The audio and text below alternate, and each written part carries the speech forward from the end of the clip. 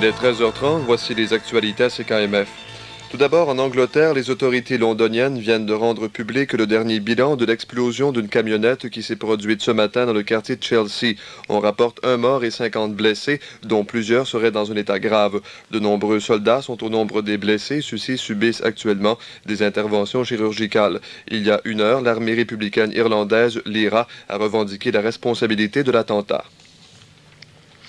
Entre 250 000 et 300 000 personnes, pour la plupart de jeunes militants d'organisations écologistes et étudiantes, ont déambulé dans les rues de Bonn pour démontrer leur hostilité à l'installation de fusées stratégiques américaines sur le territoire ouest-allemand. Cette manifestation, la plus importante de l'histoire de l'Allemagne de l'Ouest, s'est déroulée sans le moindre incident. Les orateurs ont tour à tour invité les grandes puissances à mettre un terme à la course aux armements et ont soutenu que l'équilibre militaire existe actuellement entre les États-Unis et l'Union soviétique. Des échos maintenant des funérailles du président égyptien Anwar el-Sadat qui ont eu lieu ce matin au Caire. Plusieurs journaux arabes affirment dans leur dernière parution que l'Égypte a maintenant une chance de réintégrer le clan des pays arabes. La presse souligne également la non-participation de la population égyptienne aux funérailles comme une preuve de l'hostilité du peuple aux politiques du président Sadat.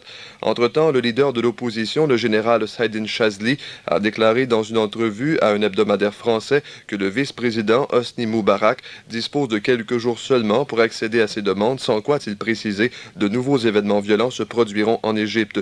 M. Chazli exige le report, notamment de la consultation populaire qui doit avoir lieu mardi. Chez nous, la situation dans la région de Grande-Vallée en Gaspésie, où des inondations se sont produites au cours des derniers jours. Aujourd'hui, les équipes de secours de la Voirie et de la Sûreté du Québec poursuivent leurs opérations d'urgence. Aux dernières nouvelles, on apprenait que le niveau de l'eau avait baissé et que la situation s'améliore graduellement. Les gens de cette région sont toujours privés d'eau potable et d'électricité. Toutefois, la route 132 est de nouveau réouverte entre Gros-Morne et Manche-d'Épée. S'il faut en croire le quotidien Le Soleil de Québec, c'est maintenant au tour du sénateur Jean Marchand de s'opposer au projet de rapatriement de la Constitution du premier ministre Trudeau.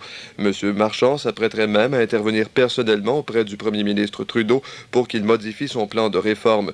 Rappelons que M. Trudeau, Marchand et Gérard Pelletier, qui est maintenant ambassadeur du Canada aux Nations unies, avaient fait ensemble le saut en politique fédérale en 1965. Et c'est mercredi que débuteront les travaux de la Chambre des communes à Ottawa, mais déjà les conservateurs, eux, passent à l'attaque. Le leader parlementaire de l'opposition, Eric Nielsen, a déclaré en fin de semaine que le prochain budget devrait comprendre des mesures permettant aux consommateurs de lutter contre les taux d'intérêt élevés et des prix exorbitants de l'énergie.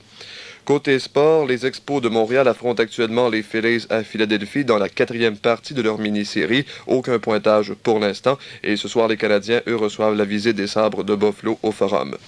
Les prévisions du temps, ensoleillé, quelques passages nuageux aujourd'hui. Demain dimanche, du soleil, des vents modérés. Minimum pour la nuit prochaine de 0 à 2. Maximum demain de 11 degrés. Présentement, à l'extérieur de nos studios, le mercure indique 12 degrés. Ici, pas d'Arcan. Actualité, c'est KMR.